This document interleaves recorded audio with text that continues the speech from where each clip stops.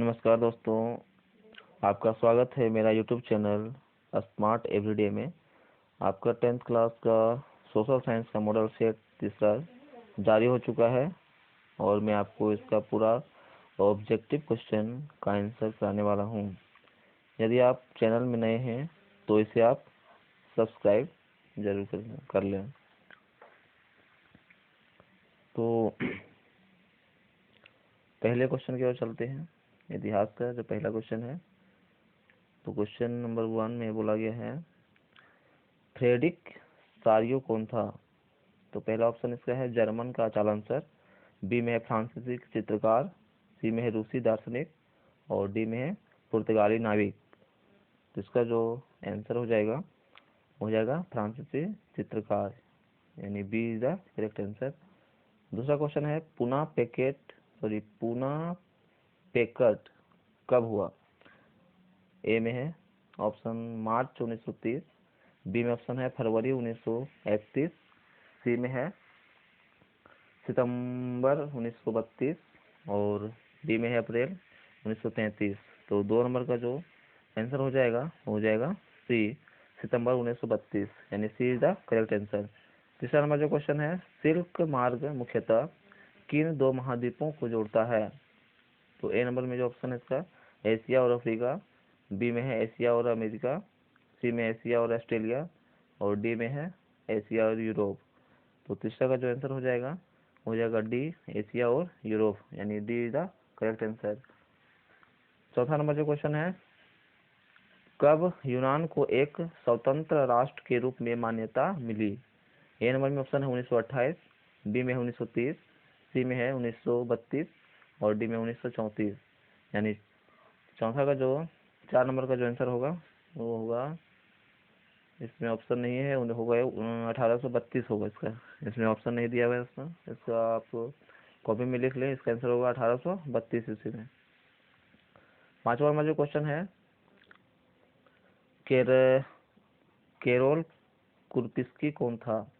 यानी इसका ऑप्शन है ए इटली राष्ट्रवादी, बी में फ्रांसीसी राष्ट्रवादी, सी में है रूसी राष्ट्रवादी और डी में है पोलिश राष्ट्रवादी। तो इसका 5वां का जो आंसर हो जाएगा डी, पोलिश राष्ट्रवादी। 6वां नंबर क्वेश्चन है, गांधी जी दक्षिण अफ्रीका से भारत कब लौटे?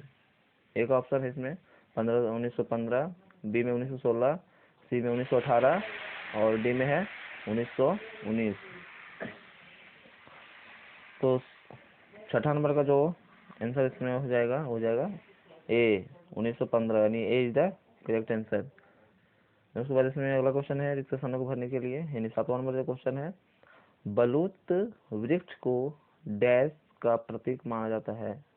तो इसका ऑप्शन है वीरता और दिया हुआ एकता। तो 7 नंबर का जो आंसर हो जाएगा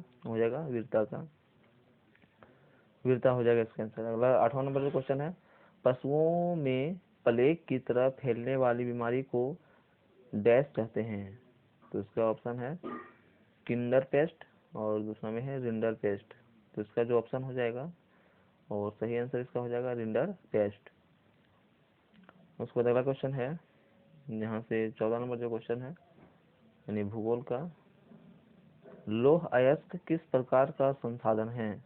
तो ए नंबर में है ऑप्शन आपका नवीकरण योग्य, बी में है जैव, सी में है प्रवाह और डी में है अनवीकरण योग्य। तो इसका जो करेक्ट आंसर हो जाएगा डी, अनवीकरण योग्य। 15 नंबर क्वेश्चन है, भारतीय वन्य जीवन रक्षण अधिनियम कब लागू किया गया?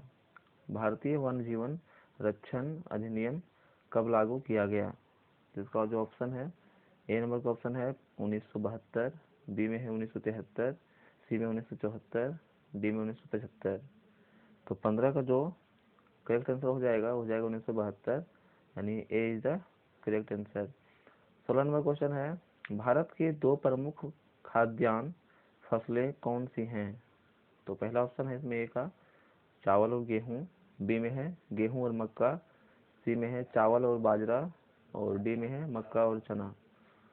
तो इसका जो आंसर हो जाएगा 16 नंबर का हो जाएगा चावल और गेहूँ, यानी A is the correct answer.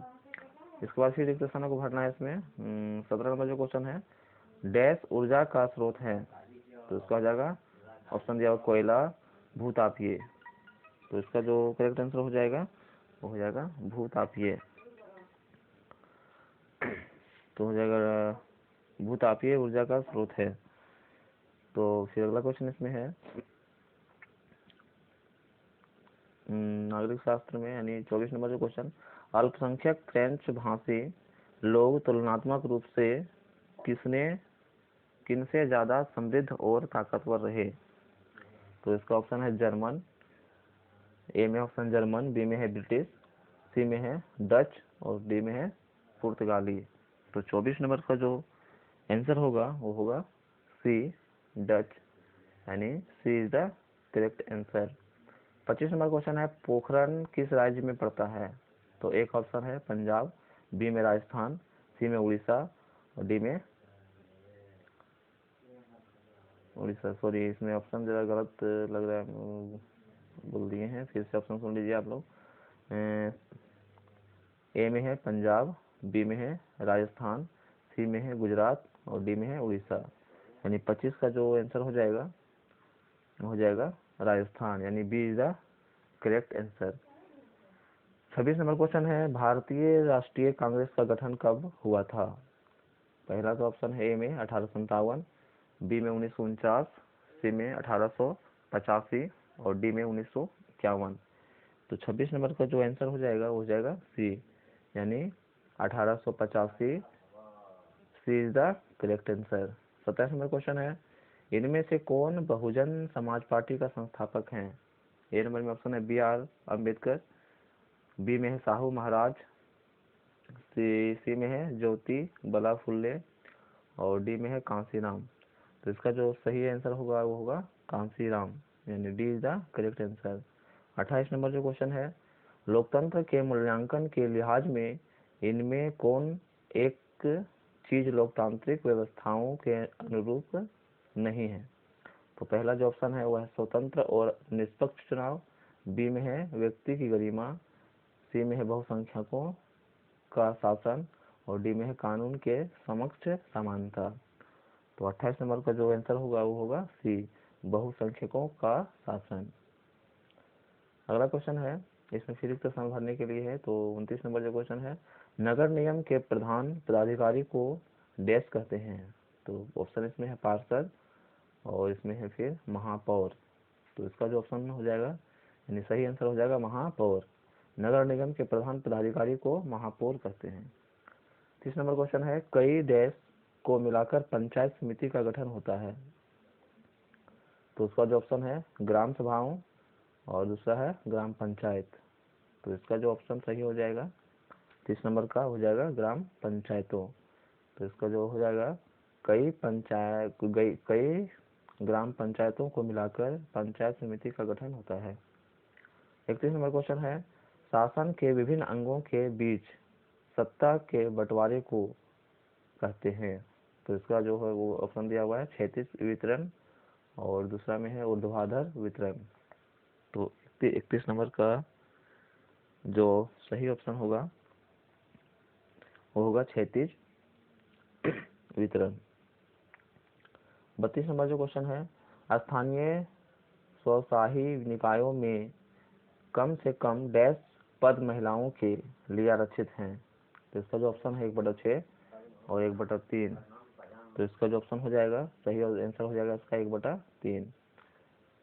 अगला क्वेश्चन है, यानी अर्थशास्त्र का जो 37 नंबर का क्वेश्चन है, इनमें से कौन तृतीय क्षेत्र से संबंधित हैं?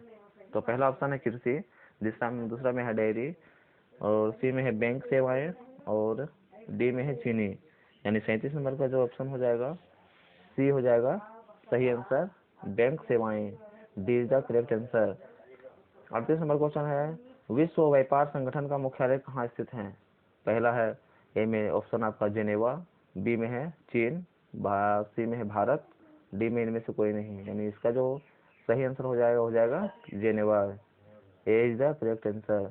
39 नंबर जो क्वेश्चन है, ऋण के औपचारिक स्रोतों में शामिल नहीं है। तो पहला ऑप्शन इसका है बैंक, बी में है नियोक्ता, सी में है सहकारी समिति और डी में इनमें से कोई नहीं। तो इसका जो करेक्ट आंसर हो जाएगा दोस्तों 39 नंबर का करेक्ट आंसर हो जाएगा बी, यानी नियोक्ता। 39 नंबर का हो जाएगा नियोक्ता। 40 नंबर क्वेश्चन है, भारत में बैंक कुल जमा राशि का कितना प्रतिशत नकद के रूप में अपने पास रखते हैं। तो इसका जो पहला ऑप्शन है ए का 10%, बी में 12%, सी में 15% और डी में 20%। जो इसका करेक्ट आंसर हो जाएगा दोस्तों हो जाएगा 15%, यानी C is the correct answer. 41 number question है, फोर्ड मोटर्स नामक कंपनी भारत में कब आई। तो फिर इसका जो ऑप्शन है ए में 1992, 1994, 1993 और डी में 1995, यानी 41 का जो करेक्ट आंसर होगा वो होगा 1995, यानी D is the correct answer. 42 number, design या चित्र तैयार करने का काम किससे की जाती है। डिजाइन या चित्र तैयार करने का काम किससे की जाती है। पहला ऑप्शन है ए में पेजर, बी में कंप्यूटर, सी में है ई बैंकिंग और डी में इनमें से कोई नहीं, यानी कोई नहीं। तो इसका जो करेक्ट आंसर हो जाएगा 42 का, यानी बी हो जाएगा computer, B is the correct answer. उसके बाद है इसमें फिर फिल इन द ब्लैंक्स यानी रिक्त स्थान को भरने के लिए 43 नंबर जो क्वेश्चन है वो क्वेश्चन है, विभिन्न देशों के बीच परस्पर संबंध और तीव्र एकीकरण की प्रक्रिया दी डैश है। यानी इसका ऑप्शन है वैश्वीकरण और राष्ट्रीयकरण। तो इसका जो 43 नंबर का जो सही आंसर होगा वो होगा वैश्वीकरण। 44 नंबर जो क्वेश्चन है, डैश क्षेत्र के श्रमिक वस्तुओं का उत्पादन नहीं करते हैं। तो इसका ऑप्शन है तृतीयक और दिया हुआ कृषि। तो इसका जो सही आंसर जो होगा 44 का वो होगा तृतीयक, यानी तृतीयक क्षेत्र को के श्रमिक वस्तुओं का उत्पादन नहीं करते हैं। ठीक है, अगला लास्ट क्वेश्चन है दोस्तों 45 नंबर जो क्वेश्चन है, बहुराष्ट्रीय कंपनियां अतिरिक्त निवेश के लिए डैश प्रदान करती हैं। तो क्या होगा इसका ऑप्शन दिया हुआ है ऋण और दिया हुआ है धन। तो इसका जो करेक्ट आंसर होगा वो होगा ऋण। बहुराष्ट्रीय कंपनियां अतिरिक्त निवेश के लिए ऋण प्रदान करती हैं। तो आपका जितना भी ऑब्जेक्टिव क्वेश्चन था सोशल साइंस मॉडल 4 सेट का वो सारा कंप्लीट हुआ, और आप लोग इसे अच्छा से देख लें और इसे आप सब्सक्राइब जरूर कर लें, क्योंकि अगला जो 5वां सेट आएगा उसका भी वीडियो हम डालेंगे, तो आपका पास नोटिफिकेशन पहुंच जाएगा और आप उसको फिर देख सकते हैं। ठीक है दोस्तों, जय हिंद।